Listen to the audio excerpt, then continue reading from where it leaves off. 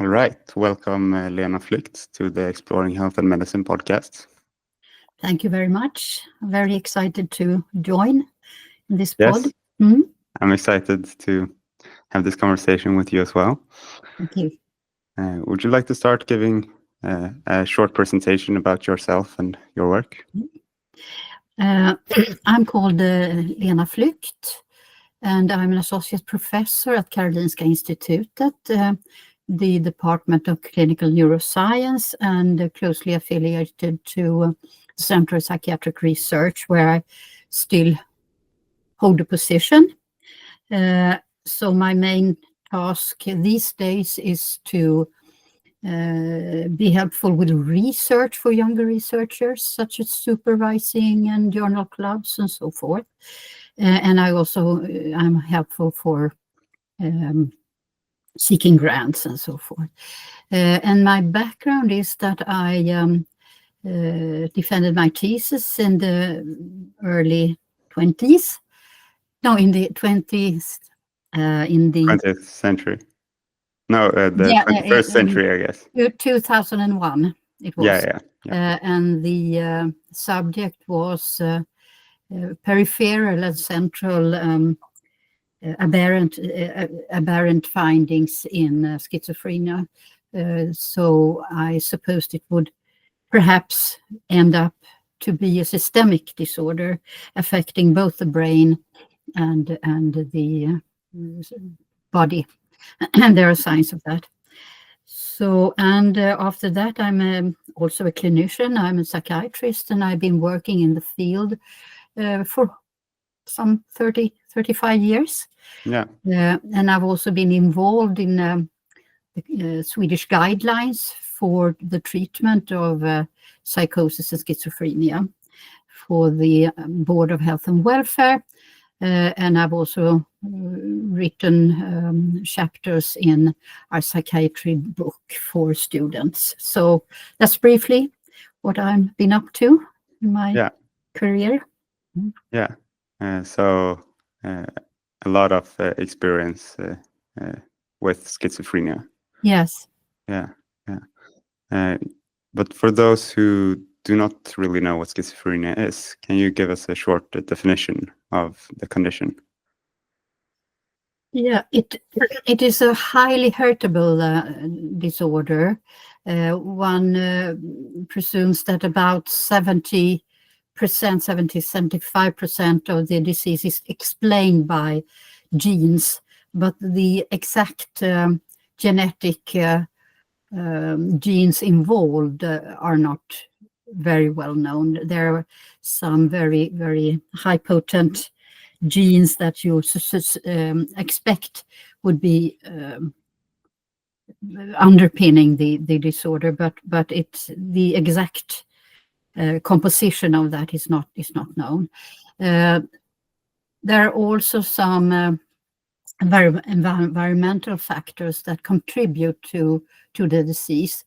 That is migration, living in a big city, chronic stress, but the contribution for each of these factors are quite small as compared to heritability. Well, it is a disease that is founded already in the womb. One can see signs already in the motoric milestones that they might be delayed and so forth. So it is supposed to be a neurodevelopmental disorder, and it is classified according to the ICD-10 or 11 here in Sweden and in the Nordic country. That's the European classification, and according to DSM-5, that's the American classification. It is supposed to be a category where you should have at least 2 psychotic symptoms, hallucinations and delusions. And it also goes with a lowering of the functional level, and the time frame should be also at least 1 month. In the ICD system and in the DSM system, it's half a year that you have declined in your capacity, stop going to school or something. And the onset is in the 20s for men, a little bit later for female patients with schizophrenia.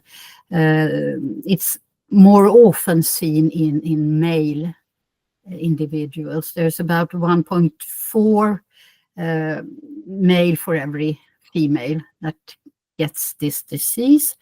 And the course is very poor, so to speak, in the generally the people with schizophrenia, they don't work. They don't have a lot of social capacity, so friends are lacking. Their closest friends seem to be in the health and care system or in the social system. So it is a very, very, it is top 5 classified by VOO as severity of illnesses. Of illnesses in general, or in mental illness, in the mental illness category? Illnesses in general. Okay. Because it affects young people, it's lifelong, it affects all dimensions of life, social, family. They end up poor, homeless more often than others. They die about 15 years before the general population. They have more often cardiac diseases, high blood pressure, and so the somatic consequences of the disease precedes the effects of this. I mean, you don't die by your psychotic symptoms, but you die from your somatic consequences of the disease. Yeah. Can you explain a bit how the somatic consequences of the disease arises? Yes. What are the mechanisms? The mechanisms can be a variety of things, such as weight gain. And the weight gain might, in turn, be the consequence of antipsychotic medication. The latest advances in antipsychotic medication has been good because the motoric side effects are not so prominent, but the other side effects, such as weight gain, are more prominent. So that has in turn given diabetes type 2 and weight gain, and of course people with schizophrenia, they are not very mobile. They don't exercise very much, so that can contribute also, and they don't care to go to consume very good diet, so they eat too much fat and hamburgers or whatever they can lay hands on. They don't cook their meals, so all these factors together contribute. And there might also be some heritable backgrounds. One speaks of schizophrenia as a possible metabolic contribution also. There are some findings suggesting that for instance, the plasma cell membrane might be otherwise composed, so that they don't. There might be some metabolic inheritance also that contributes, and one has also found reasons to believe that there are infectious backgrounds Yeah. They are more prone to infections early in life, and that can in turn be some of the contribution factors. So the whole background is not very clear, Yeah. but there are lots of factors that Yeah. contribute. And of I see. course, even though patients with schizophrenia are within the healthcare system, the somatic diseases are less sought for. Mhm. They are Yeah. not often they are underdiagnosed as compared to the general population when it comes to cancer, for instance. So they don't have cancer more than the general population, but it is discovered later. That's Okay. So according to an investigation that the Board of Health and Welfare has done. yeah. So even though they're Somatic within, sorry, somatic diseases are discovered later in yeah, patients with and schizophrenia. they don't receive lipid lowering medications after heart infarction and so forth. So that's strange, because since they are within the healthcare system, one should be more aware of Yeah. somatic consequences, but that's not the case. Yeah. Yeah. Yeah. I've been thinking about this stigmatization of people with schizophrenia Yeah. while preparing for this episode, and I think of it just from my own perspective, that when people don't know what comes with the condition of schizophrenia, then people might not be as open to interacting with them, including treating them then as care Yeah. in the There are even some mental misunderstandings that, for instance, you can't operate on a person with schizophrenia. You can't do this, and you can't allow them to have a potent medication because they will not be handling it right, and so forth. And that's misconceptions. Yeah. So and the stigmatization really very much contribute to the underdiagnostic that they are underdiagnosed concerning somatic diseases, and that they by themselves they don't seek that kind of care. So it should be in psychiatry an urge to help them to get this somatic treatment. So that should be one of included in the planning for psychiatry. in the psychiatric care. Yeah. Do you think that this because it's, I can imagine, quite isolating for the person who has schizophrenia to Yes. be treated in this way and getting care for their somatic diseases at a later stage, for example? Mhm. Do you think that this also contributes to the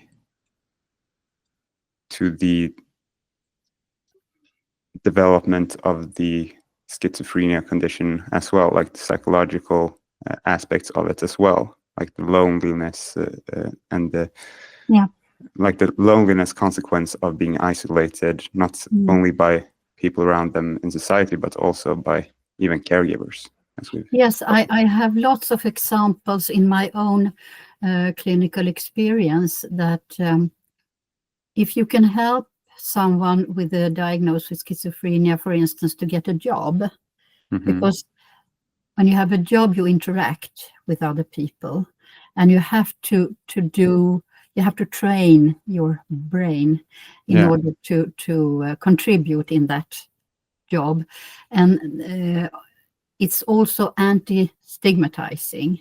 So that contributes, that training that we all need for to be good workers.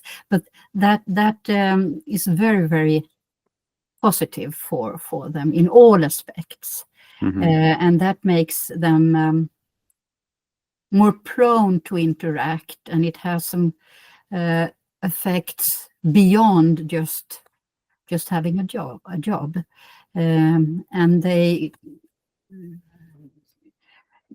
begin to, for instance, be better at home, doing their tasks there. And it has lots of effects that are good, and it breaks the isolation. And so, for instance, if you engage in doing that, not only give the medication, but also give the psychosocial recommended treatments, such as supportive employment or supportive education and psychological treatment, and all that, if that is included in the planning, then you have a patient that manages better and better. Yeah. So according to my experience, it is not disorder that worsens throughout the years. It can be turned to going the right way, to take a trajectory that is more positive, providing if you give all that alongside with medication, that you add also those effective other treatment that train the person to interact and to do tasks and so forth. And a person that is lifted in the self-confidence takes more command over her own life, and can live a fairly normal life. Mm-hmm. Yeah, that's a positive message. It is all described in the Swedish clinical guidelines, and it also described in NICE guidelines in England, for instance. So it's just to read that and do that. The tricky thing is that the cuts down in the psychiatry healthcare makes it very difficult to provide all that. In terms of financial resources? Yes, financial, and above all, the training skill of the staff. Mm-hmm. To put all this together in a plan, it demands quite a lot from the person that is closest to the patient. So that is not very often done. There are certain islands, so to speak, the good places in the psychiatric wards, for instance, in Gothenburg, and there are other places that have given this a very high priority, and then it works for the patient. So it all has to do with giving all what they need. And in the beginning, the patients may not be very happy about it. It has to be taught to them also that this will bring a better life situation, because they've been so very stigmatized, and that in turn turns the stigmatization to get internal. So they don't want to go out and interact because they think that people look at them as peculiar individuals and so forth. Yeah, I can imagine. Yeah. Do you think that the stigmatization contributes to this more, as you mentioned, they don't want to interact as much as they used to want to when they, like, it has a negative effect on their willingness to interact with other people when they get stigmatized and get isolated. Do you think that this reduces their willingness to also comply to medication treatment or to psychosocial treatment, and to I mean, some patients with schizophrenia, I guess, may like some of their inner voices, for example, might want to keep them. Is that the case sometimes? Very seldomly, Okay, I would okay. say. Yeah. I've seen in some elderly people that have lost their vision and their hearing capacity, and then they kind of reinvent a dead husband or something. Then it can be perceived as good.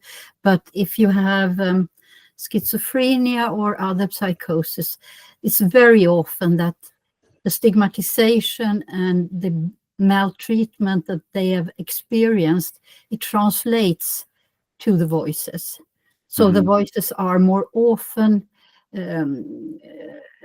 kicking out at them, bullying them, saying bad things about them. And sometimes that is very, very dangerous. They are imperative, so that they tell them what to do. Yeah. Perhaps do dangerous things also. So for the most cases, it is not very positive to have these voices. And it's very often you can't alleviate totally the voices by just medication. So a part of it is also to teach the patient, or that the patient, together with the clinician, tries to figure out a way to separate real voices from not real voices, so they can cope with them in a better way, and kind of give no attention to these voices, even though they are sometimes there. And in stressful situation, they can also increase these voices. And then it's very important to teach the patient in that situation. You can augment the medication a little bit by yourself. Yeah, I see. We were talking about whether the voices are inherently negative and destructive. And I was thinking about, do you think that if in a world where there was no stigma on schizophrenia, do you think that the voices would still be as commonly negative and destructive for the patient, or do you think that it could be that the voices could be more neutral in that setting? There are investigations about the content of voices in different cultural contexts. And for instance, in Japan, China, and so forth, there are more often dragons and monsters that they often that they have since ancient days in their, so to speak, culture. And in Africa, they might be inspired by other cultural differences as compared to our Nordic countries. So there are some differences between different cultural contexts, but the bottom line is that they are, for the most cases, negative and bullying. So it's only in the, because it's very common with depression and anxiety, and that all in schizophrenia. About half of the patients with schizophrenia have had a clinically important depression, and anxiety is also very, very common, and that kind of colors also the content of voices. So I would say it's mainly only in manic psychosis that the voices might enhance the importance of the individual.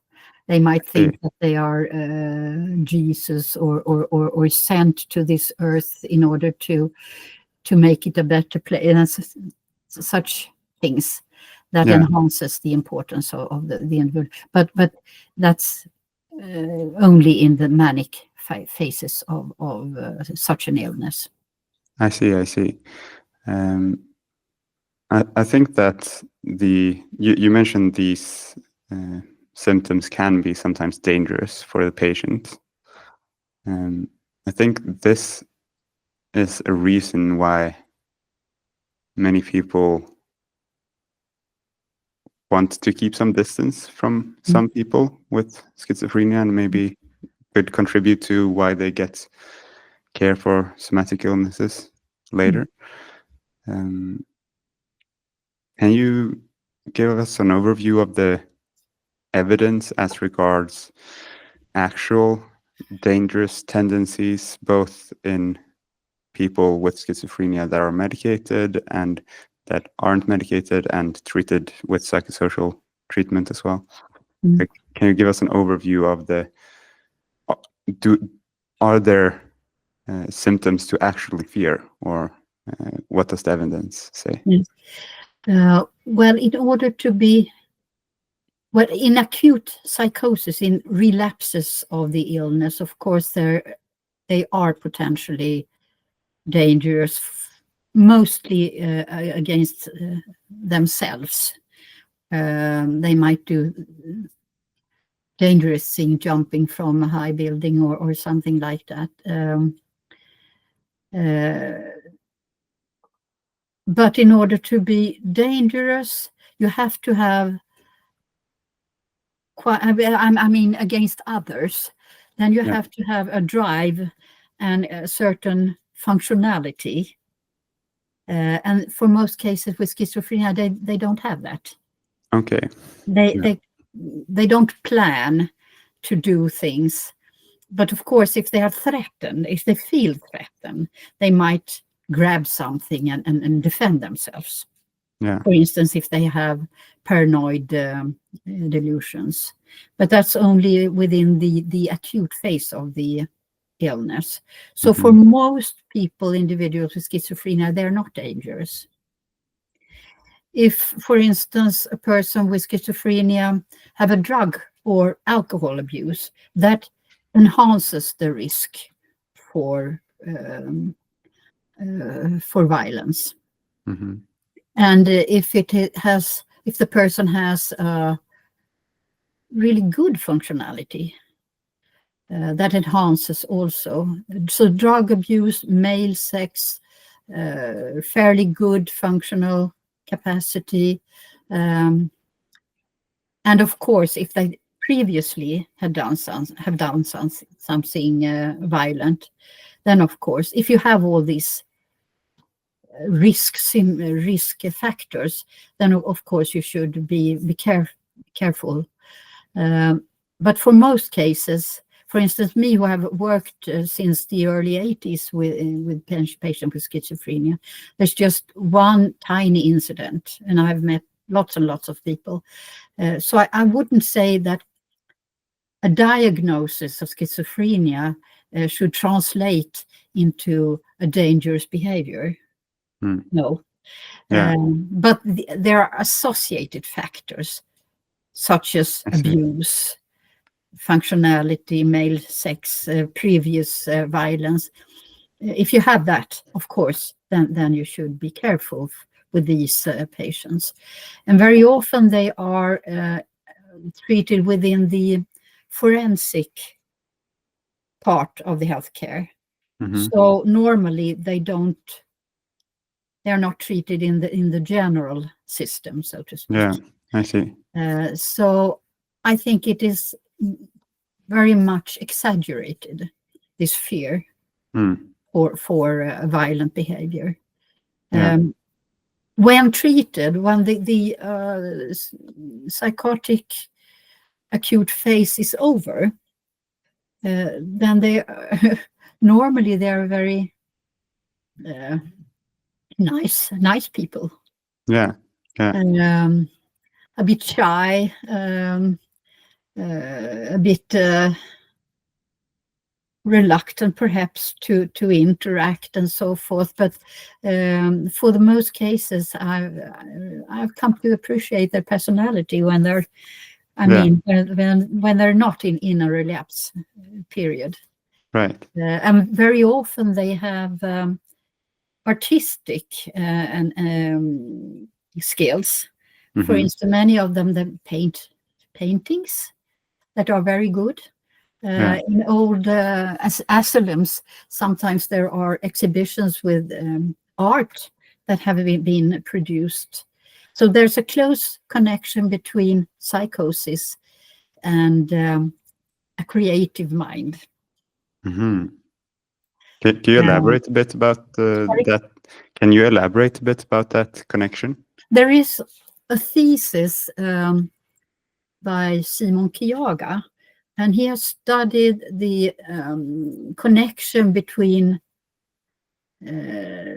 psychotic disorders and creativity, and he have found a strong correlation. And of course, they can't really contribute to their art when they're in the midst of an acute phase, but otherwise, there are many of them that have capacities beyond the normal population to create important work. Sigrid Hjertén, for instance, one of them. And, there are lots and lots of them.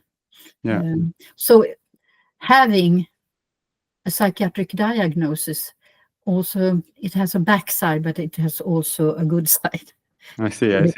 Because they're thinking outside the box, and so it's also an interesting part of all this. Yeah. Are there other aspects of cognition or performance or any psychological dimension in which it is of benefit to the person with schizophrenia that they have the condition, other than creativity? Well, they are very valuable once they have overcome some stigmatization, and they have overcome the phase when they don't think they can contribute or can't socialize. There are lots of examples when people have been very valuable for other patients because they can be role models. And they can be involved in the healthcare system to show the way for other patients. So that's a very positive thing about having a diagnosis, but kind of learned how to handle it. And for instance, when you teach students about psychosis treatment, I've done that, and I've often involved a patient with schizophrenia to talk about her disease and to talk about what they want young doctors to do and how to do it. For instance, if it is necessary to exert coercive measures, such as fast spending, isolation, if they are dangerous in their acute phase. Like physically controlling. Yes, controlling their behavior in some way. Then they also should address them in a very respectful way, cover naked things of their body, for instance, and also sit with them when they are restrained and so forth. So they're very valuable to give an insight in how to treat patients with psychosis, because they are victims as much as we are, so to speak, under this condition. They can't help. They're not maltreated on it, and they are not badly educated, because in earlier days you thought that a strange behavior could be punished away. So if you punish the behavior, it will be part of the treatment, and it's absolutely not true. Yeah. You should be very respectful. You should involve the patient in the treatment planning. You should look at the patient as an equal to yourself in the planning, because they're experts on what they want. Yeah. Or else they will stop the treatment by themselves if you don't involve them. And of course, also their next of kins, their family, is very, very important to collaborate. So, and that has been known to us by patients who have received treatment in a poor way. Yeah, I see. So that's a very important. They can give insights that really helps very much in education and so forth. Yeah, I see. Do you think that or rather, in which circumstances do you think that it is acceptable to treat patients with schizophrenia without their voluntary, it being voluntary for them? Yeah, well, that's sad to say. It is necessary sometimes, but it very much depends on how you do it. You should all the time explain, now I will do this because you don't feel well, and it's very obvious that I have to protect you from yourself right now because you're in an acute. So you explain all the time. And then, of course, afterwards, when the patient is better, then you should explain once again. I had to do this because this and that happened, and you had these voices, and you had these delusions, and perhaps also involve mothers and fathers in this explanatory phase, if it is possible. Because in doing so, you give insights to the patients about the disease that they have, how it is expressed and how it is perceived by people around them. So it gives them kind of clues how to avoid it in the future. So you should be very open about what you see and what that means and what the consequences are, in a very respectful way, and in a way that you will also build treatment alliances with the patient. Yeah. And how to avoid that this happened in the future. So it has to do with giving very much of information coupled with very good behavior from the staff. And of course, one would like someone close to the patient to be there all the time, a case manager, for instance, that sees the patients when he or her is better off, and then when he or she is worse, and then together with the patient make a plan for that not to happen again. And that's really what is very important, to have one person that is that you have an alliance with, a treatment alliance with, because it can't be several patients. It might be difficult to build up this alliance, so it really has to be continuation in that person, so to speak. That Right. So it's good if it's the same staff that's treating the patient at different. Okay. And that's a big problem, because if the patient is, for instance, in hospital, he or she meets new staff every day. So it's very difficult to build up this kind of relation with the patients in such contexts. Right. So it might help if the case manager in the open care also attends the patient in the inpatient care. Yeah, or possibly parents or other people close to the patient. Yeah, if the patient is okay with that. Yeah, right. As regards people who live closely to people with schizophrenia, I know that you've done research on Yes. on the burden of having people with schizophrenia in one's close proximity. It's a lot of helping and that is required in my understanding. Yeah. And so my question is,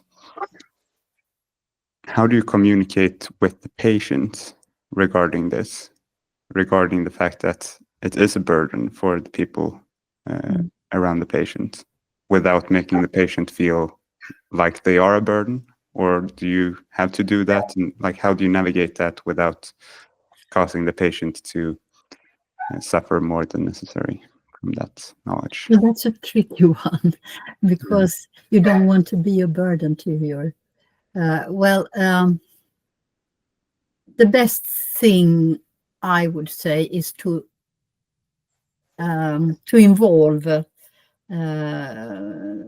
family, the closest family, and of course the family member that is identified by the patient, who is, according to the patient, the closest relative, and of course be very clear that it is a good thing. It betters the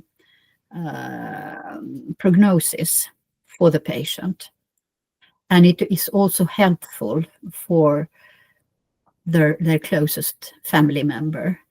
So you have to stress that point, and involve the mother and father, and together with the mother and father, whatever is the closest, do this treatment plan. Also for the family member to have their say, to say, for instance, that I can't be in charge of the medication because that is a source of stress for me, because I have to tell my ill family member every day that now it's time to take the medication, and perhaps there are quarrels and all things about that. That's an important part of, for instance, the choice of medication, and in that case it is better to give injection, a long-acting injection. And of course you can also give advice to the family member to lower the emotional climate in the house. It isn't very, very important that the patient comes every time when it's dinner or so forth. So you should lower the stress in the house. And if there is a good cooperative climate with the family as regard to the patient, that's a very, very prognostic good thing. So I think you should explain all this, right? But that's not the burden. Yeah, because that would give a lot of stigmatization and guilt to the patient. Rather involve in the treatment planning. So So if a patient comes and says, "Oh, I feel like a burden to my family," for example, then this is a response you might give to them instead. Yeah, but it is also clear in my research that it is a good side of it also. The parents or whatever who has the closest connection with the patient, they will also feel positive about taking care of the family member. There are aspects of it that I feel that I'm wanted, I feel that I'm needed. So it's not only bad. Yeah. And if we kind of, from the healthcare system, we can ease the burden in some way. And very often it is eased merely by explaining things, by being reachable by telephone, or giving advice in a situation that are perceived as bad and not.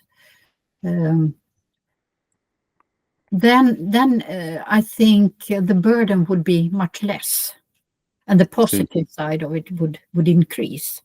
Yeah. So that's really a task for us as well. And it is too seldom that we take these initiatives from the healthcare. And it's not good, because that would ameliorate the situation for both the patient and their relatives. So you should lift it as the positive aspects of it, rather than stress what the burden is like. But in reality, the burden is very, very great, and it also brings feelings of depression and anxiety to and they can't work full time, and they have less income and so forth, and they're isolated. So the effects of schizophrenia extends also to the nearest family and friends, and very often they are isolated, and they are also co-stigmatized. So it's very, very helpful if that could be realized by the healthcare system and the case managers in order to involve the closest family in a positive way. Yeah, I see. So anything you do that reduces the stigmatization, that augments the function, and that gives hope, that really very important. Yes. To the whole family system around a patient with schizophrenia. Yes. Sounds very true to me as well. As regards reducing stigmatization, I think understanding why people create this stigma around people who have schizophrenia is quite important. And to try to get to the bottom of this, I've been reflecting a bit, and to me it seems like it is this, and please correct me if I'm wrong or missing something here, but it seems that the fear of the unknown, the fear of not knowing if this patient is, or the person with schizophrenia, if they are dangerous or if they can be trusted and so on. It seems to me that that is a key component to why people exclude them and stigmatize. Yeah. Of course, that might even be the most prominent reason for and I think there's an insecurity in people who don't know so much about schizophrenia, and most people don't. What do I do if I don't understand this behavior? How do I approach? How do I speak to a person that acts a bit odd? So I think that's an insecurity within the individual that I don't know this person, also plays along with the other factors. Yeah. How do I approach? Can I talk to a person that acts a bit odd in the same way as I talk to other people? Yeah. And my answer would be yes, of course. Of course. Yeah. Do that. Yeah. So just act and interact normally with. Because if a person is very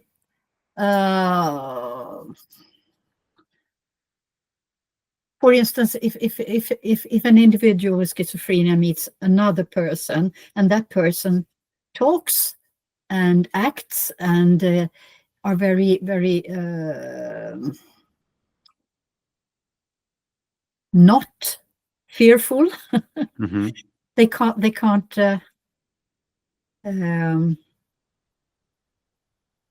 they will be more secure with that person. Yeah, makes a lot of sense to me. Yeah. Yes. Yeah.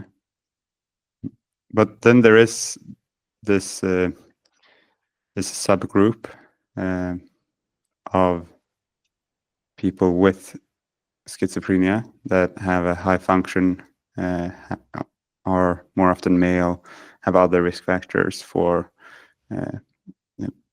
example, if they are in an acute episode and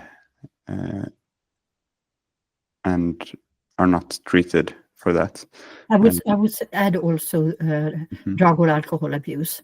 Yeah. And I would add also a concomitant personality disorder of antisocial character. Yeah. And then, of course, they are among the people, the subgroup that might be dangerous. Yeah. But the most part, the I would say, I can't say a percentage, but most people with schizophrenia are not dangerous. Yeah, I see. And I speak from my own experience. Yeah. And you have had a lot of experience, so yeah. I think that is a very useful statement for the listeners to hear that you who has a lot of experience look at it that way. But I want to keep going a bit deeper in this subject because there is this percentage of these people who can be violent. Of course, there are people who can be violent that do not have schizophrenia as well. And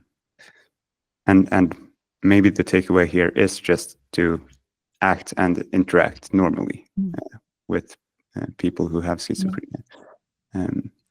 But in order to facilitate understanding and decrease the fear a bit of the unknown and of the possible risk for violence or other behaviors that people might fear when interacting with people in general, but also with people who have schizophrenia. I want to ask, is there some way of understanding when you're interacting with someone who has schizophrenia if this particular person is someone who I can trust? Like, how can you figure that out? Your question is if you can trust a person who has schizophrenia. Isn't that? I mean a particular, like if you're interacting with a particular person. Yeah. Yeah. Is there like if they have male sex, if they seem to be functioning, if you know that they're using alcohol or other drugs, should you then be more careful towards them, or what should be your like, how should you relate to them in the case where it might be that they are more at risk for being dangerous? Well, I don't tend to have that in the back of my head when I meet someone with a psychotic diagnosis of schizophrenia. I act as I always do with no matter who. Yeah. You can't go around and think, are there signs of this person might be dangerous, because you don't when it comes to the general population. And I would say that the risk factors of violence in the general population are the same as in patients with schizophrenia: drug abuse, earlier violence, male sex, personality disorder. All the risk factors are the same, so to speak. So merely the diagnosis of schizophrenia doesn't add so much. Yeah. The other risk factors, and you don't go around think about them when you meet someone in the street, do you?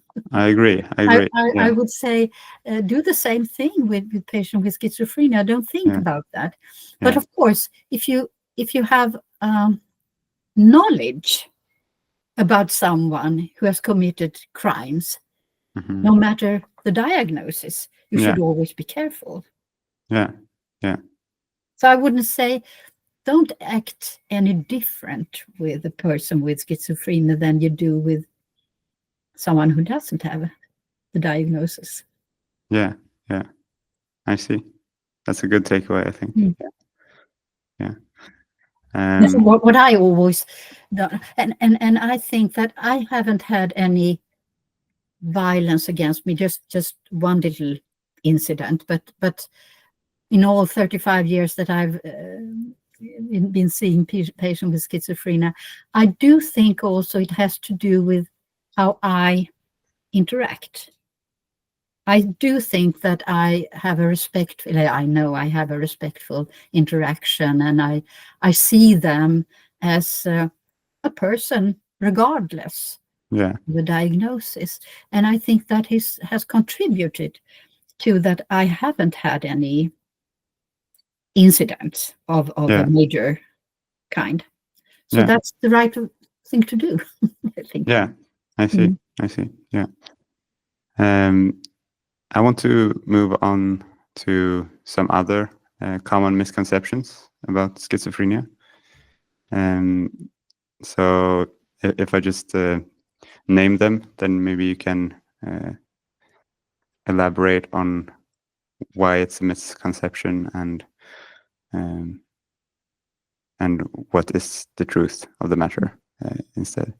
So I think maybe the most common is that people with schizophrenia have a split psyche. Do you want to comment on that?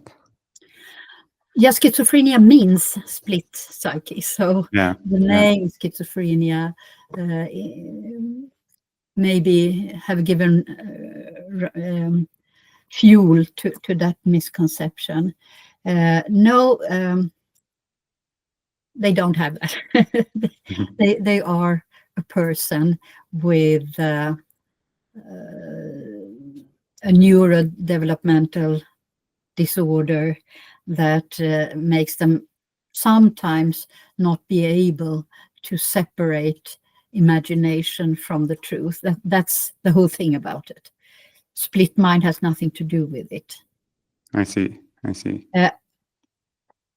I think you're touching something that was that could be named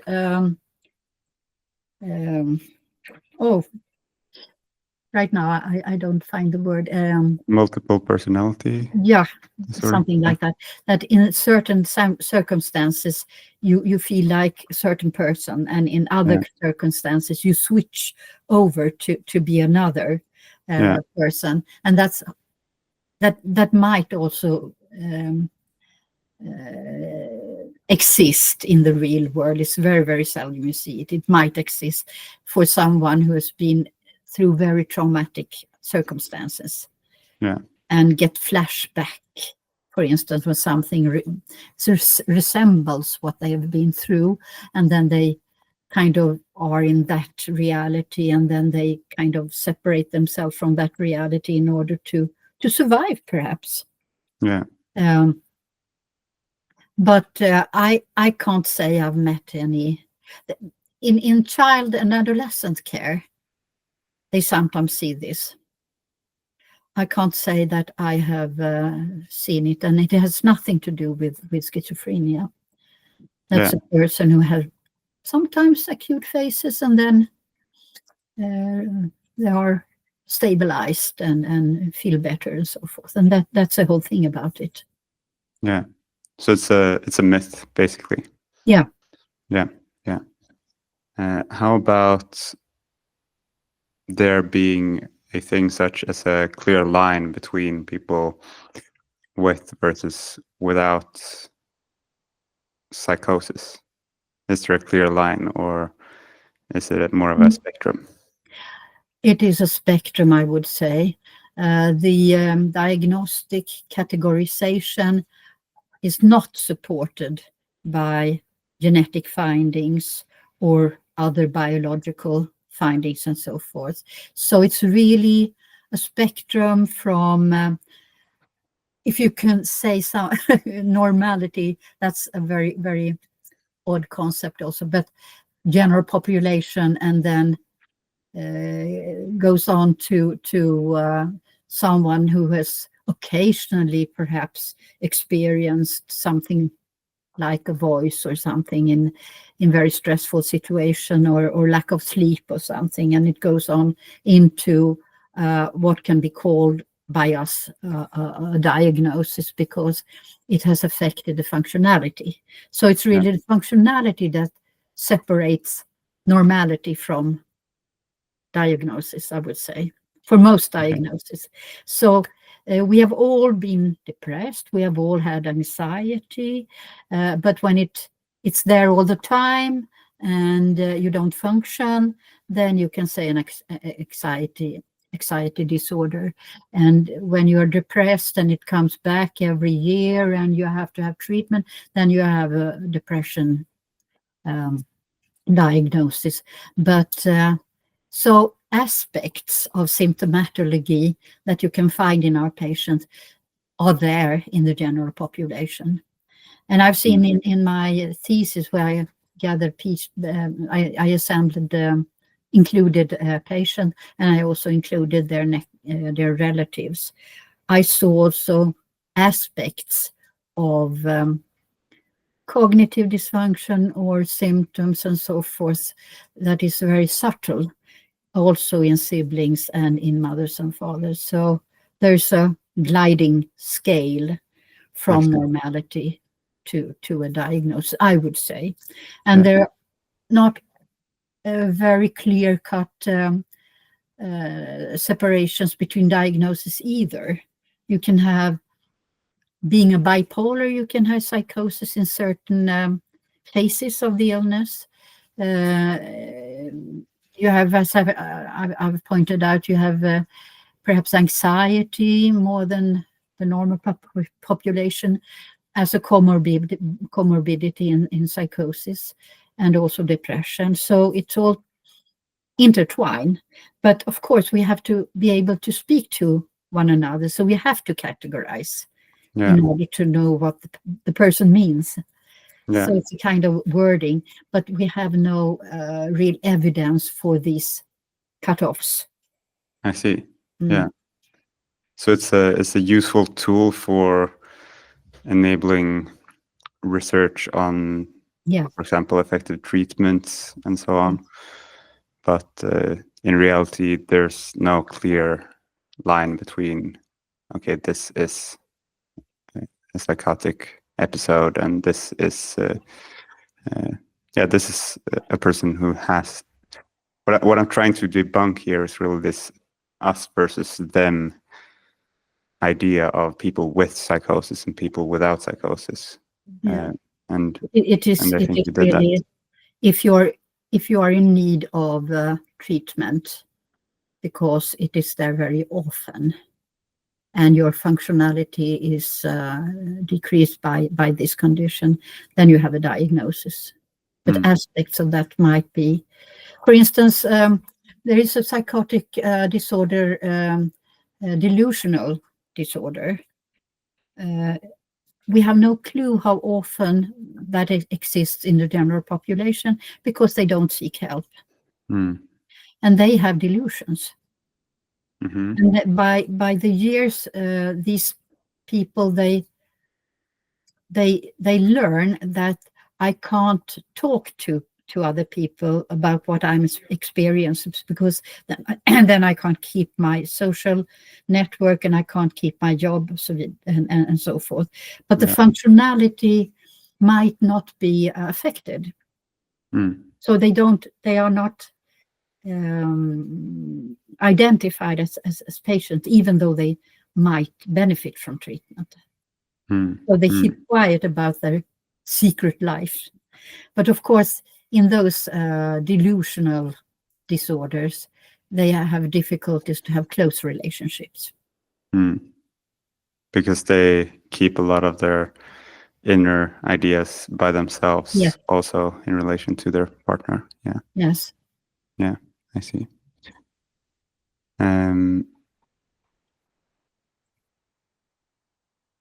How about this? I don't know if this is a misconception, but I know that some people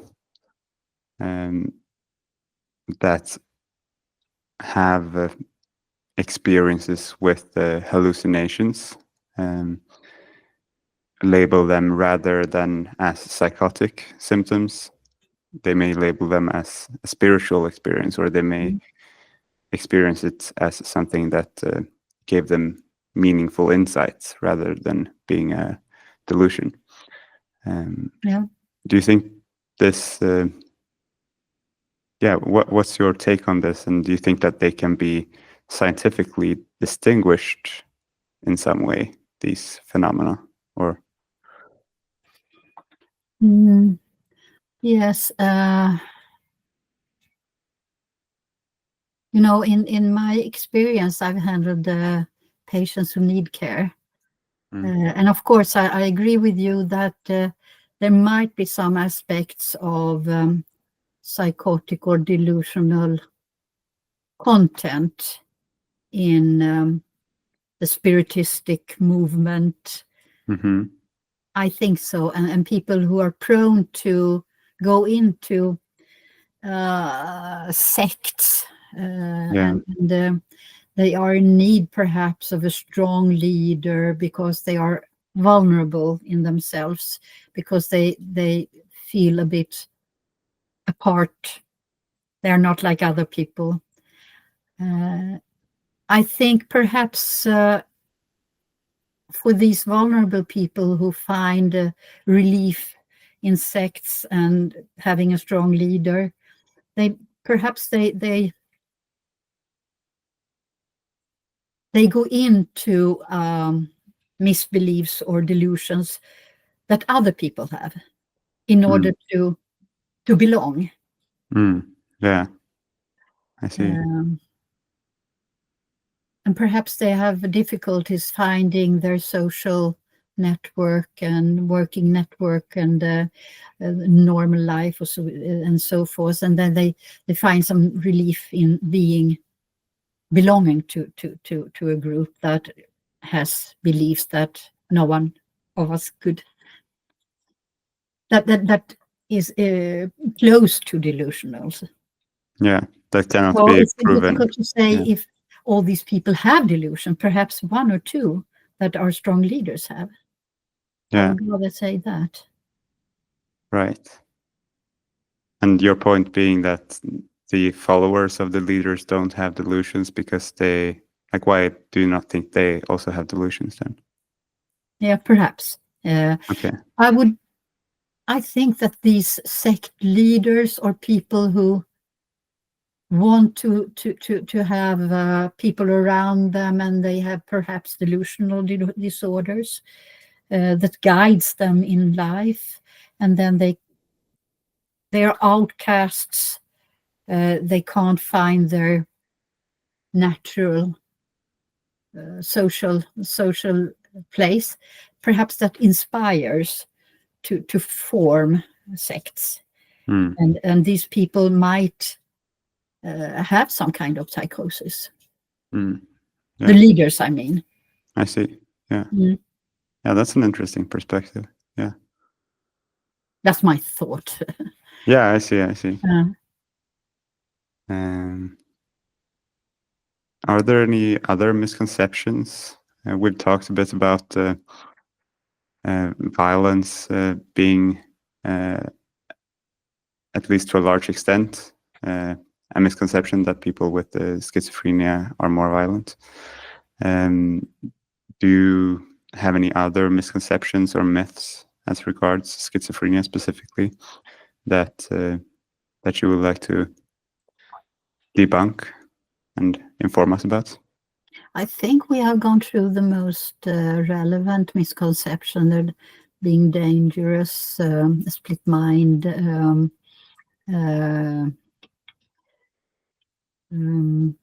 we don't know how to approach a person with schizophrenia.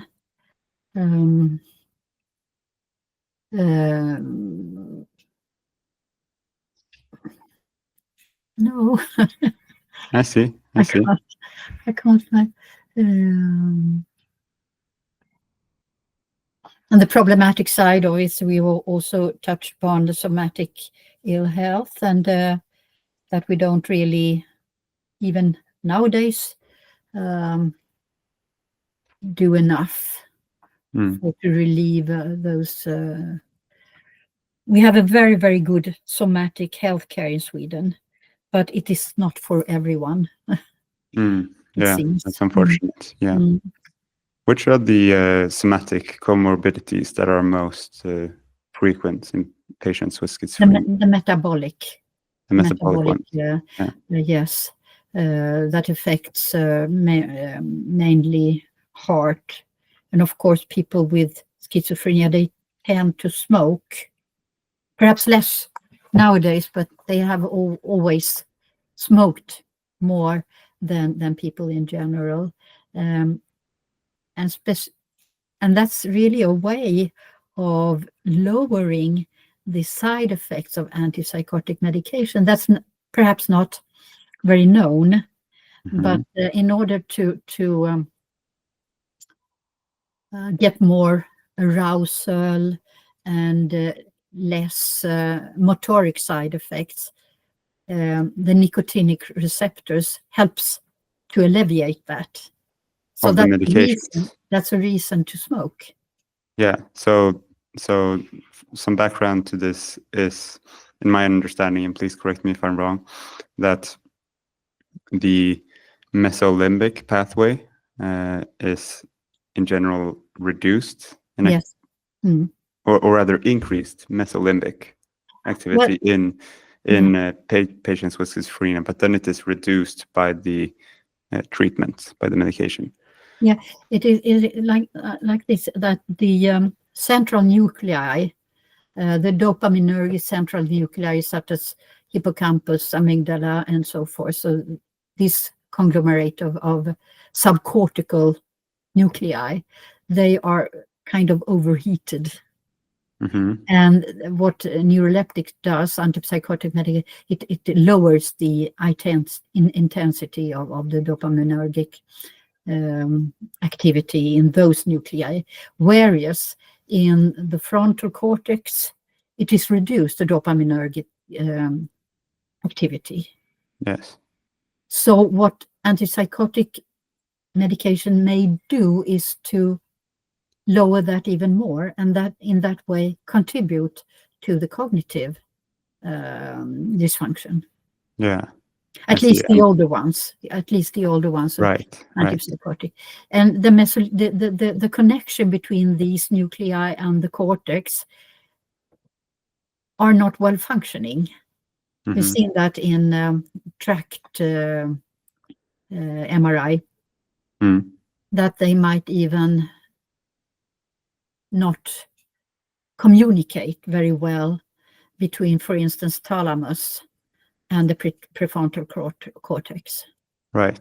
So there are lots of evidence that this malfunctioning is there already in the womb. When I see, already. Okay. Yeah, in the womb when cerebrum and cerebellum is created, so to speak. So it is a disease of neurodevelopmental dysfunction that is very, very early in life. Yes. But it manifests itself to the full extent round about adolescence, 20s, and so forth. Yeah. And you don't really know why. Yeah, okay. I see. There might be hormones involved. And of course, the last development of the brain is the axonal building. And perhaps that has to do with it. Like the myelinization of Yes. the axon? Yeah. Right. Yeah. Right. Yeah. Mm. Yeah. I see. Can you think of the neurological dysfunction in the womb that you were talking about as it being that people who go on to develop schizophrenia have too much, or rather too little, synaptic plasticity? Is that true? Yes, you have seen there are signs of less neuropiles from the axonal network. So they tend not to form the association trajectories within the brain. But that might have to do with less training as an adult. You don't know why, but there is a fact, and that the layers in the cortex are thinner also in patients with schizophrenia, predominantly in the temporal and prefrontal lobes.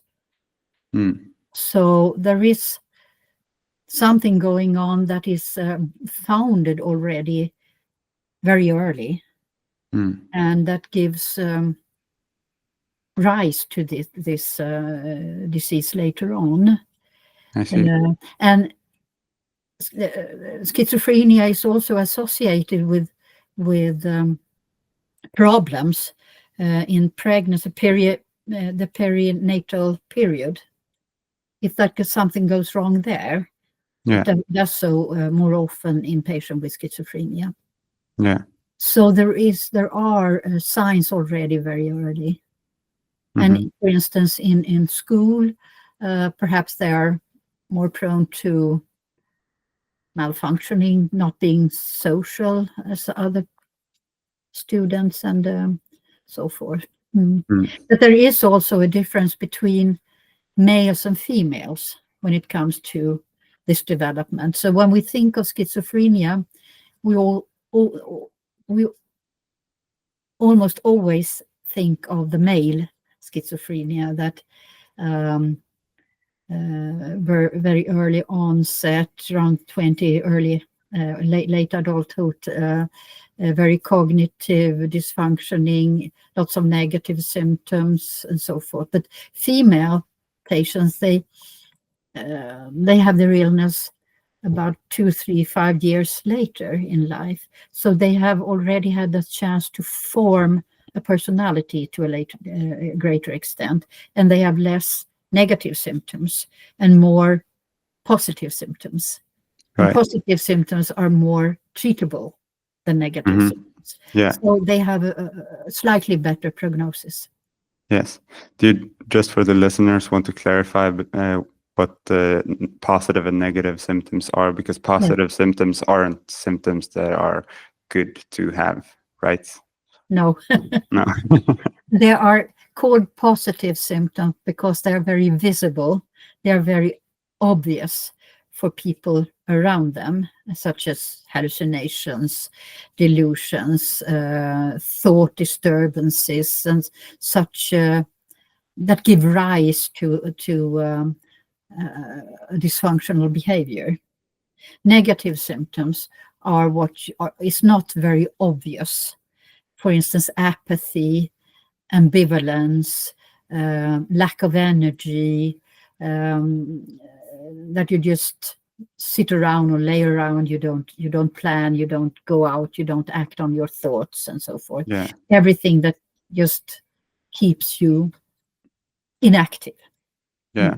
I see. That's why they call positive and negative. And the negative symptoms, they're more the background to cognitive symptoms and to malfunctioning, that you can't, to say, function in real life. Yeah. And the positive symptoms are treated by medication, and negative symptoms are treated by other training. Like work methods. training. Yes. Yeah. As regards the risk factors for developing schizophrenia. We've talked about infections during the infant period and birth complications, and that it's also to a large extent a hereditary condition, but that we don't really know which genes are involved. At least there is a lot yet to discover there. I think that there is one more misconception that we can hopefully debunk here, and that is that it would also increase the risk to have parents that raise their children in certain ways, that would increase the risk, because that is not the case, right? No. I agree with you. There is a misconception that mothers and fathers can induce schizophrenia if they are very indecisive and they don't deliver clear messages and so forth. That's rubbish. The mothers and fathers are very, very valuable and should be part of to form the treatment plan, and they take care of their ill family members in most cases very well. So but already when I started as my career as a psychiatrist, sometimes mothers were not allowed to visit their family members in hospital, because there were misconceptions that they might be hurtful. When it's all the way around, that they were very valuable for us as clinicians to have involved in it betters the prognosis and so forth. So that's really a terrible mistake that we did in the early 70s and so forth. We called them, schizophrenic mothers. We call them. Right. And I'm very, I'm ashamed for that era that I was really part of. I never practiced that because I never thought there was anything in it. Yeah, I see. So there's not only no evidence that there are such a thing as schizophrenic mothers, but there's also evidence that integrating family, including mothers, into the treatment plan and having them interact with the patient and with the caregiver is helpful for the patient. In most cases, yes. There's one thing that slightly increases the risk of schizophrenia that you have seen in research, and that is sexual abuse in child and early in life. That can, but nothing else has been seen to increase the risk. Okay. Yeah. So of course, there might be parents that are not suitable, but in the general population, it's also so that has nothing to do with the diagnosis. Yeah, I see. Do you think that the sexual abuse increasing the risk for developing schizophrenia, do you think it's specific to it being sexual, or do you think it's abuse in general? Like, is there a trauma link with schizophrenia in general, or is it specific to the sexual abuse part, and why do you think that would be?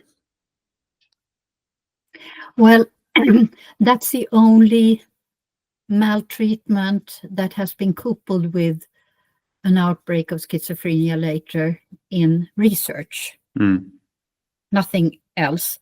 But of course, I can only speculate because that's the very, very, very traumatic kind of maltreatment. And it gives layers to later stressful situations and flashbacks, and it adds traumatic elements to the disease. So I think it's the severity that is encapsulated in that kind of early experiences. Yes. So it's an intensely stressful situation, which can increase the risk for developing schizophrenia. There's something more that maybe should be mentioned here also, that being an abuser of cannabis is the only drug that has been associated with the outbreak of schizophrenia that never goes away, so to speak. If you amphetamine and angel dust and PCP and so forth can produce schizophrenia-like experiences, but they don't give a long-lasting schizophrenia. But cannabis has been the only drug that can produce schizophrenia. Whether it's really giving schizophrenia or augmenting the risk of a preformed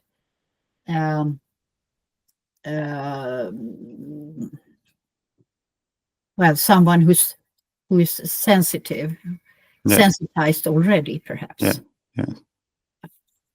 We can't say, but in areas when cannabis is very common, there should be a little increase of chronic schizophrenia. I see.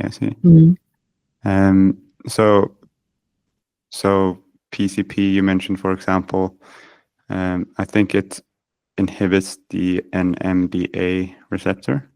Is that correct? Yeah. So in my understanding, well, you mentioned that it can induce an acute episode of psychosis, right? That goes also away. with negative symptoms, Yeah. Do the symptoms that occur in such a situation, are they also as negative and destructive for the patient usually as in people who have schizophrenia and have psychosis?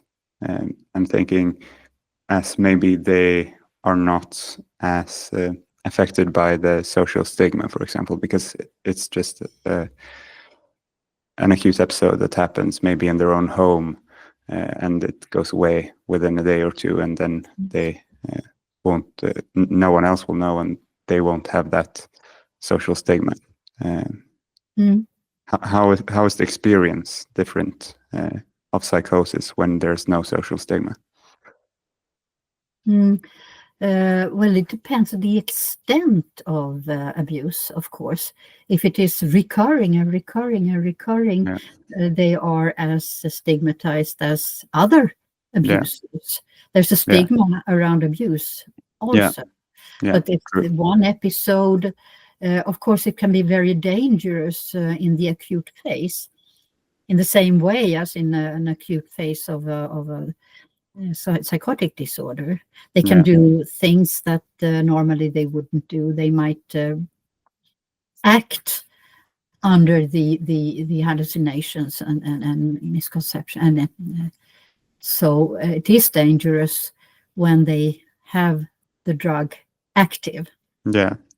Because it acts on the same nuclei in the brain.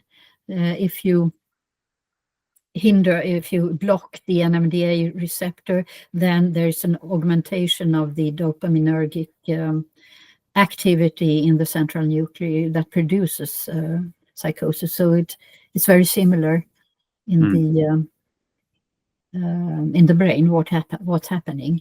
So of course it's the same risks during this episode. Yes. But if do you know if yes. I was wondering, do you know if the suffering of a person experiencing a psychotic episode after a single use of PCP, for example, as compared with someone who has experienced it before and is in this chronic condition of having schizophrenia? Do you know if the suffering the risk for dangerous actions. I understand that it's the same, but the suffering of the person experiencing the episode. Well, I'm not very experienced in that field, but I've heard that continuous abuse really by time deteriorates the experience. Might be positive in the beginning, but it begins to deteriorate if you continue the abuse and get more and more experience of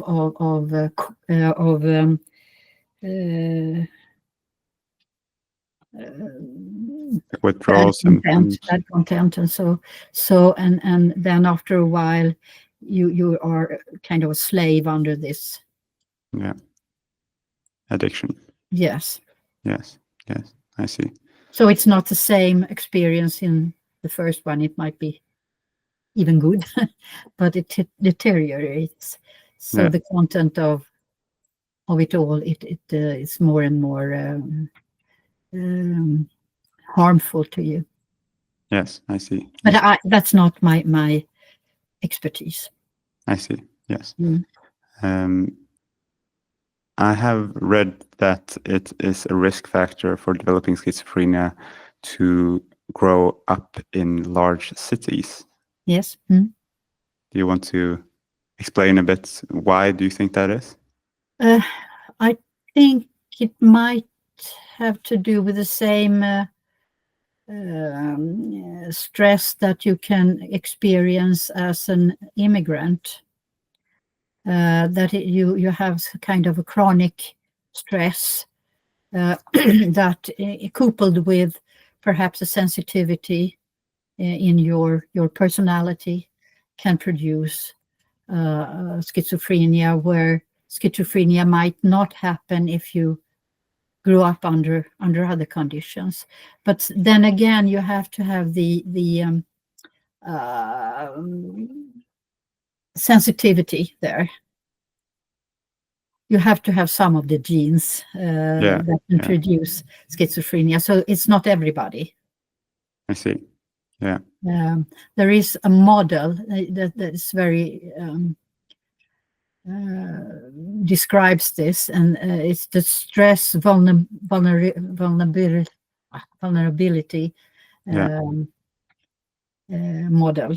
That the more the stress, the less the vulnerability required in order to get the disease. And the opposite is, if you're very vulnerable from the beginning, you don't have to have very much stress to get the disease. So I think it's that kind of mechanisms. Yeah. And of course, in immigrants that are perhaps discriminated in a big city, it's even a greater risk, because then you have a big city and you have a migration. And when it comes, for instance, to the Afro-Caribbeans living in London, the risk of schizophrenia is about 7 to 10-fold higher. I see. Yeah. And you can see also that the prevalence of schizophrenia differs from socioeconomic good places to socio-economic poor environments. And they're much higher there. And also the immigration is much higher there. So that's a kind of proof of it all. Yes. So that's there is proof of that being an effect, and there's epidemiological association data, right? Yes. And then there is some mechanisms. There are some mechanisms that are studied as well. I don't know how good the evidence is, but social support, as I understand it, and experience control over one's situation, and specifically also then regarding one's occupation and work situation. These are quite important factors in the stress vulnerability model. Is that so? Yeah. Mm. Yeah. Mm. Yeah. Are there other?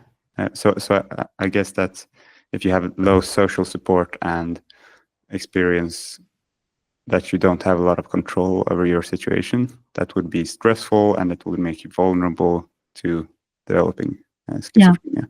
So chronic stress coupled with a sensitivity to attain the disease, of course, it interacts. Yeah. So if you don't have any genes whatsoever, because they think that very common genes that everyone that is all over in the general population, if they are aggregated to a certain point, then you have a vulnerability to get the disease. And there are also another very rare chromosomal aberrations that can also give the disease. But that is not exclusive for schizophrenia. It can also be found in other severe mental disorders. So, but there must be some kind of genetic background. I see. To get the schizophrenia. Yes.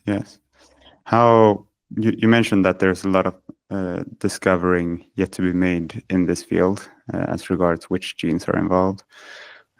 How far have we come? If we have, let's say, in a hypothetical scenario that we would have genetic data for a person and they have all the risk genes that have been found in research. How much certainty can we predict whether they will get schizophrenia with? Like, can we say with 60% certainty this person will develop schizophrenia? Is that something that could be done with today's methods if all of the resources that are available would be put to that question? Like, I'm trying to get to... Been a research field that has to do with high-risk individuals. And so far as I know, you haven't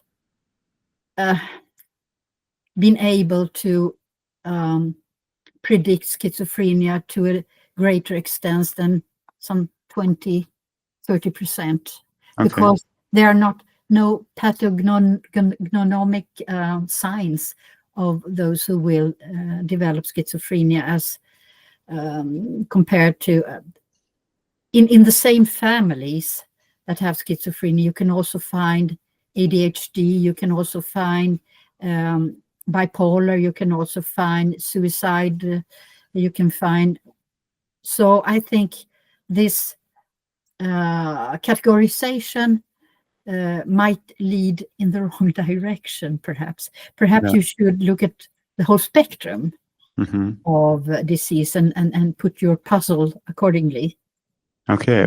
Because the same genes that are involved in schizophrenia may also be involved in 10 autistic spectrum disorders. There might be also that this cognitive part of schizophrenia may be the same cognitive deficits in other. So I would be very surprised if you reach the figures of 60% prediction, because we're not near. Yeah. How do you think artificial intelligence will affect the research in these? Very much, because when it comes to genes, nowadays you have to form big consortia that takes in material from thousands and thousands of people to be able to lay the puzzle. And of course, in that sense, AI may be very, very helpful to analyze big data. Yeah. Perhaps that would be a clue to a better understanding, and where the borders should lie between different diseases of the brain. The brain is very complicated. It's the most complicated organ. So, of course, we have to use large materials and apply to this big data some kind of AI perhaps to get further in our understanding. Yes, yes. How do you how can one balance? Because when you do these big data analyses with AI or other big data analysis methods, then the conclusions that can be made, in my understanding at least, are often quite general because you're doing it at the population level, for example. How do you balance that general conclusion with, like, do you have to follow it up with more specific studies that are inspired by this initial Absolutely finding? Yes, absolutely. So it might give rise to a hypothesis that has to be validated in real life, of course. You can never completely rely on something that comes out from big data analysis, because if you do multiple analysis, there will always be some false positives. Yes, exactly. So you have to validate it, as you said. Yes. Right. Is it your dog? Yes. Yes. It's fed up. It's fed up with me. Could I just sure. Get into something? So sorry for that. He's fed up with me not interacting with him. He can open doors, so he can. Oh, really? So. Really? And then he takes something valuable because he wants me to chase him. If that's the only way to get my attention. Yeah. I see. You mentioned earlier that there are some genes that are involved, like mutations in them, I guess that you meant, are involved in have been found to be involved in several different psychiatric disorders. Is that so? Yes. Are these genes involved in like general cellular energy production processes, or like is it about mitochondrial dysfunction, or like can you say anything about the mechanisms that these genes are involved in at a cellular or possibly organ level, and why do you think that these genes contribute to several different psychiatric disorders? I'm not a genetic expert, but I can tell you the little I know, and there's certain genes that have been more often connected with schizophrenia, some called COMT, C-O-M-T, for instance, and there are genes that conduct the building of the brain more often, so they are more responsible for the development of the brain. There has been studies indicative also of mitochondrial DNA being involved. That has not been proven beyond doubt. I see.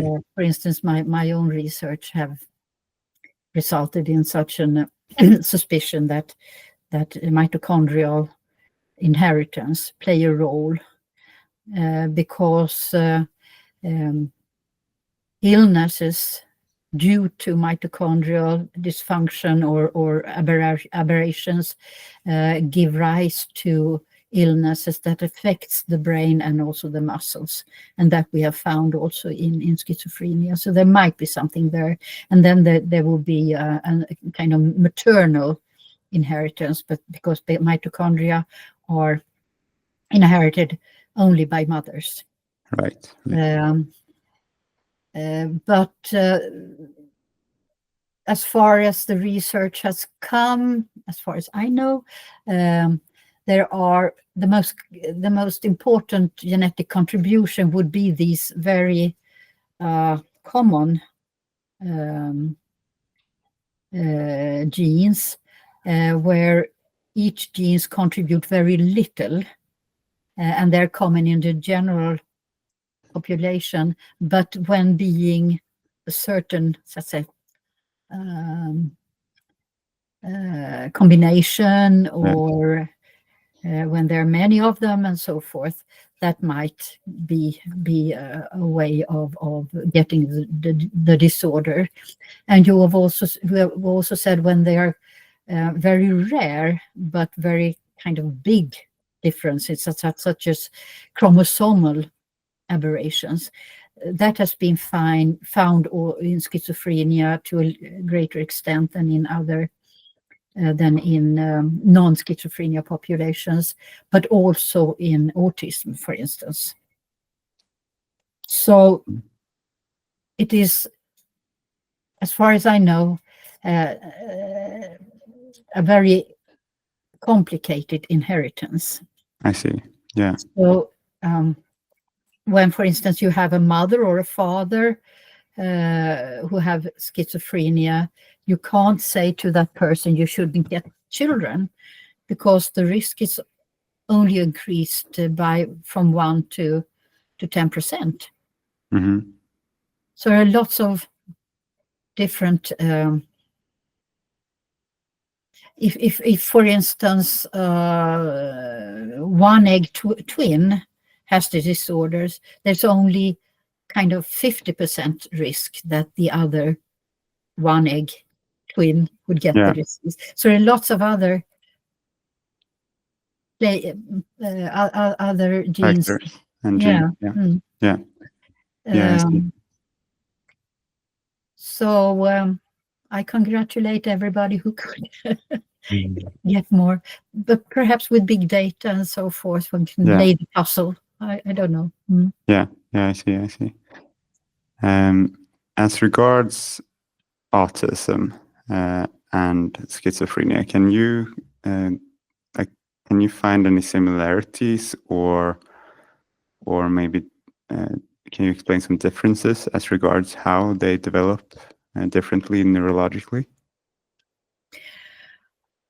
I wish I could, but I don't know. They are heritable disorders, and it has to do with the development of the brain in both cases. I see. There are symptomatic similarities, such as difficulties interacting with other people and cognitive decline in both. And to some extent, there might be common genetic underpinnings, but that's about all I can say about it. I understand. As regards the effectiveness of combined pharmacological and psychosocial treatments of schizophrenia, how, like on a population level, meaning the population of people who have schizophrenia, how effective are the gold standard treatments today? Like how many percent of the patients get what percent of their function back after treatment has been initiated? Well, it seems that in research there are much more positive results when you combine these different treatments than it is in reality. Okay. And I wish I knew why. Perhaps the research have more strict surveillance, that they meet the patient more often, that the ones who decline to go into research perhaps are more functionally on a lower level. I don't know. Sure. But if you would follow what science can tell you, then it would be possible to have a great part of the population of schizophrenia living quite normally.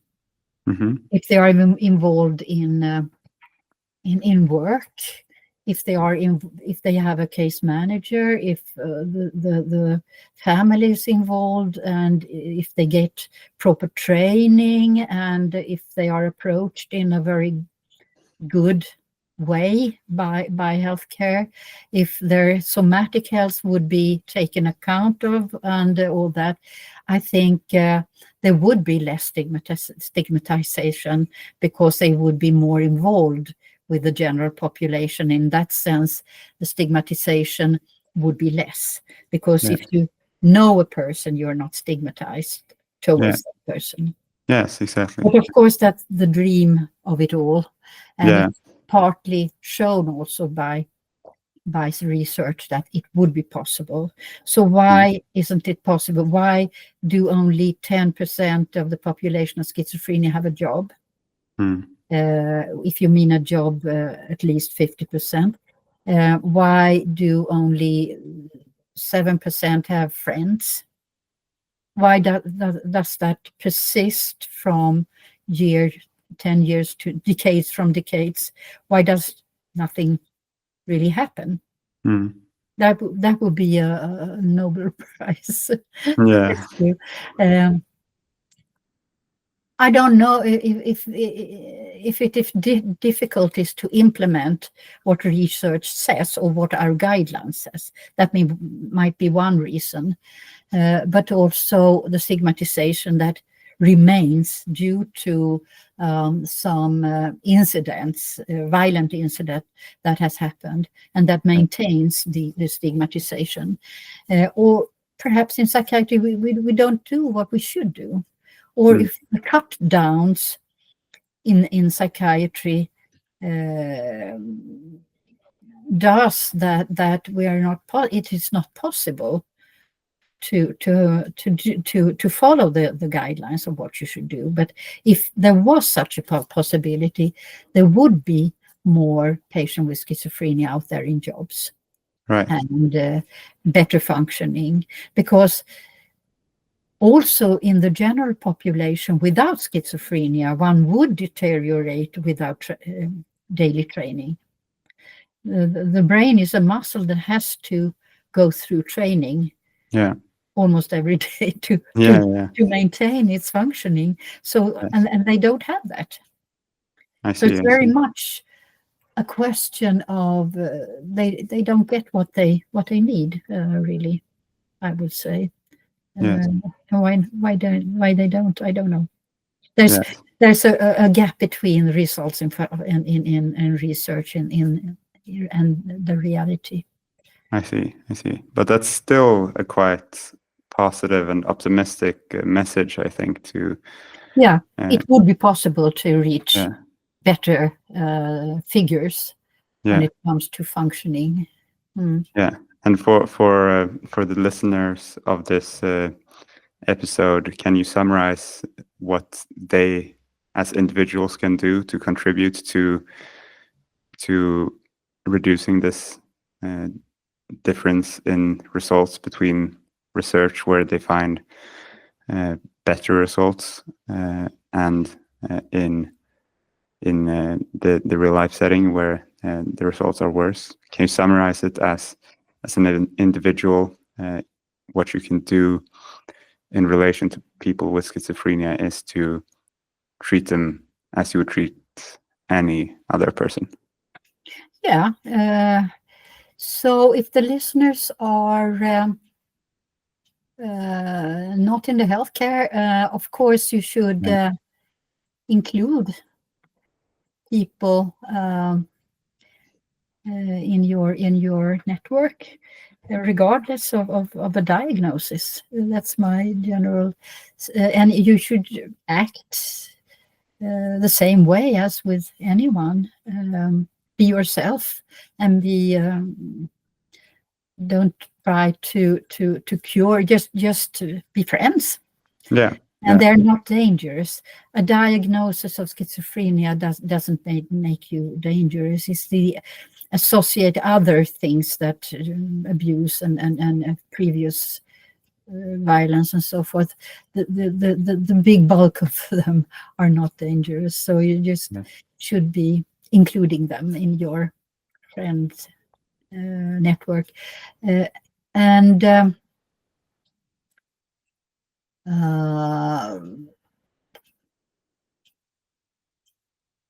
If the listeners are within the healthcare, please read the guidelines. And if you don't feel that you have the capacity, please ask your boss to let you go to an education in case management or something like that. Yes. And I think it could be much more interesting for staff in psychiatry if they had the tools to provide not only medication but also other treatments, and that would be much more interesting to work in psychiatry if you had that skill and capacity. So that would enhance the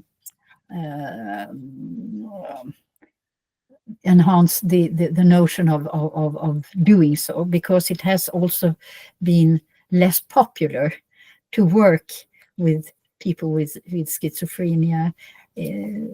Very often, in the old days anyway, there were more people who didn't get any other jobs. But it can be very, very interesting if you have the tools and if you can use your personality to make them feel better and so forth. And you can do wonders if you have a capacity to be, for instance, a case manager. And of course, for the extended family, it is very important that you don't exclude people who have a patient, an individual with schizophrenia in their family, because then it eases up the secluded world of patients, of families with an individual with schizophrenia in the family. So to ease up that and have an understanding of the situation they are in, and that they need other people to be relieved sometimes of their burden. So would be also a very great thing to do. Well, that's about what I can find. That's a good way depends on who is listening. Yeah, of course. Yeah. Well, I really appreciate you coming on the podcast and having this conversation with me today, and for sharing your experience and your knowledge. Thank you, Lena. Thank you very much.